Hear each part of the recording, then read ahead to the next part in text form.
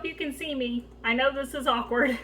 I'm having tripod issues, so this is how I gotta do the video today. But I am making carnivore mac and cheese. Yes, I said mac and cheese. I absolutely love macaroni and cheese. My favorite recipe of all time has been the one on the back of the Mueller's elbows, the elbow noodles. It's a oven baked mac and cheese, and I've been so sad without it. So I tested a few different ways and figured out how to make some. So I'm gonna start by getting the sauce going. And that's gonna be putting 2 cups of heavy whipping cream in there, if you can see that. And I already had the pan heated, so that was my bad. And I'm gonna put half a stick of the Kerry Gold Herbed butter. You can find it at Walmart here locally. I don't know where else they would sell it. I know our other grocery stores here in the area does not have it. So I'm gonna give that a little whisk here and get it cooking. And once it gets all melty and good, then I will bring the video over and let you see it. I know I'm headless in this video. It's not easy figuring out like video angles, and you know, I've really struggled with that, and I'm sure other people have. So any tips you have for me on this, I would appreciate it. I'm trying to figure out something with my kitchen so I can make cooking videos and it's not so awkward or weird, or you're not talking to the headless person, which is just weird.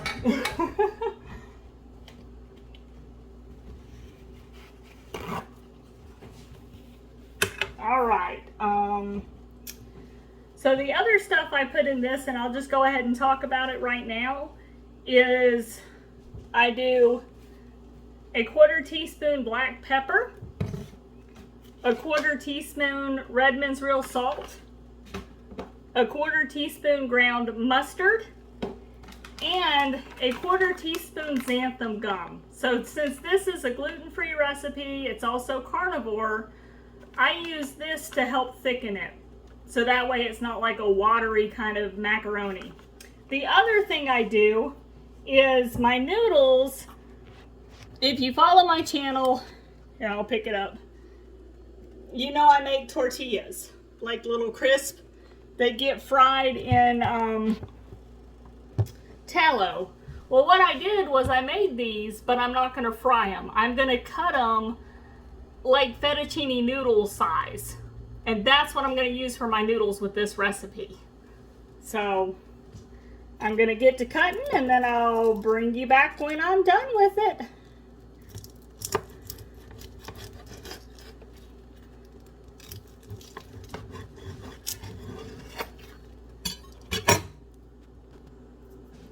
All right, as you can see, I've cut them into noodle size. And that's gonna go into my baking dish. And my milk and my butter stuff is still cooking. So I'll show you that in a minute. I'm gonna go ahead and just kind of get these fluffed in here so that way everything is separated. So when I put the mixture in there, it's all good. But you can see they're separating rather easily. And like I said, this is my tortilla chip recipe that I have a video for, and I'll try to put it on here so you can click on it, make it a little easier for you. But instead of frying it, I'm just cutting it into noodles. And the good thing too is I use Parmesan cheese to make this, and I'm going to use cheddar cheese in this recipe. So this is going to be some really cheesy mac and cheese. And I think I'm going to make some bacon too to sprinkle on top when it's done. But okay, I've got that in my pie pan, so I'm going to set that to the side, and we're going to check on the mixture. I'm just rinsing my hands really quick. All right. So the mixture looks like it's ready for me to put my other stuff in it. Again, I'm sorry I'm headless. I got to get the video thing figured out. So I am putting a 1/4 teaspoon pepper, a 1/4 teaspoon mustard. I am putting Redmond's real salt in here, and I do put the salt in a garlic shaker just to make it easier to put on like steak and eggs in the morning.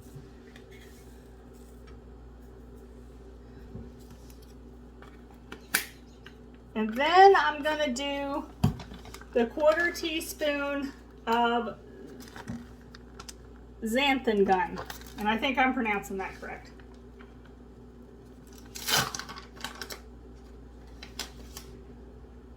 And that's going to help thicken it where it's more of a mac and cheese type consistency. So that's all that's doing. So I'm going to mix that a little bit. Let me show it to you over here. And I hope you don't get seasick on this video. So that's what the mixture looks like. So I'm just going to stir that around. See if I can find a better angle here.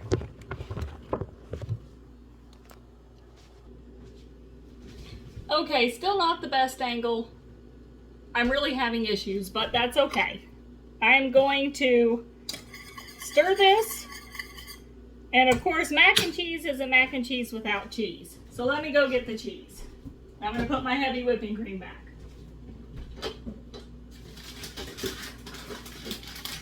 So I just got sharp cheddar from Food City. That's a local supermarket we have here. And I'm going to do 2 cups of it. And it would have helped if I got my cup measure out.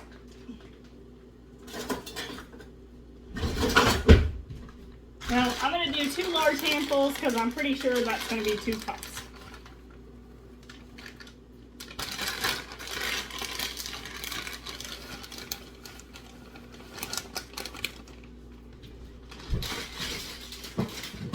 Because my cup measure is dirty in the sink now.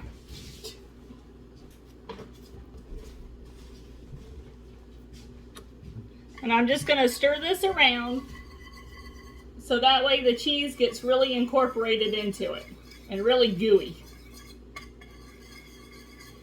And I'm just going to keep stirring and stirring. Let me pause this and I'll come back with you when it's done. All right, I'm back.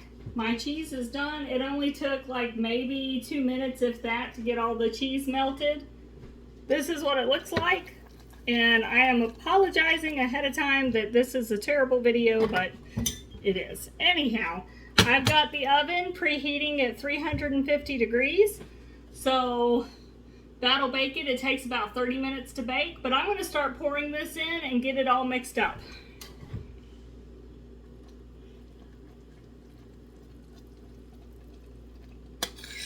I'm going to do a little bit first and then get that incorporated, because I don't want my noodles to like snap in half or anything, but I want everything coated really well.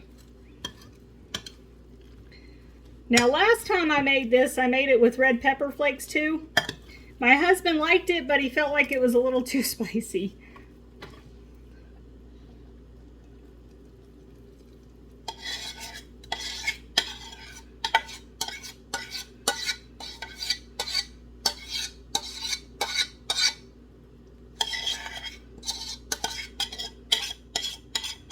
I'm just scraping everything out of there. Let me go ahead and set this in the sink. And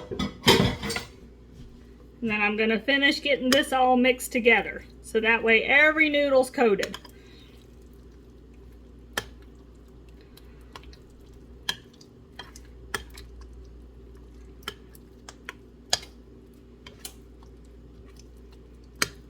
And it's just remembering to, you know, do it kind of slow. You don't want to break your noodles, but you want them to be coated really good so you don't hit any dry spots in your mac and cheese. And you can use like any kind of cheese. You can make it with Gouda cheese. You know, you can do a mixture. If you don't like the sharp cheddar, you can go with a Colby. You know, it's just be creative. There's so many different flavors out there. I just happened to have the sharp cheddar, and that's what I had bought, because sometimes we make omelets with it and things, so that's why I did it. I think Gouda would be a good one too. All right, so I'm just flattening it out, getting it ready for the oven.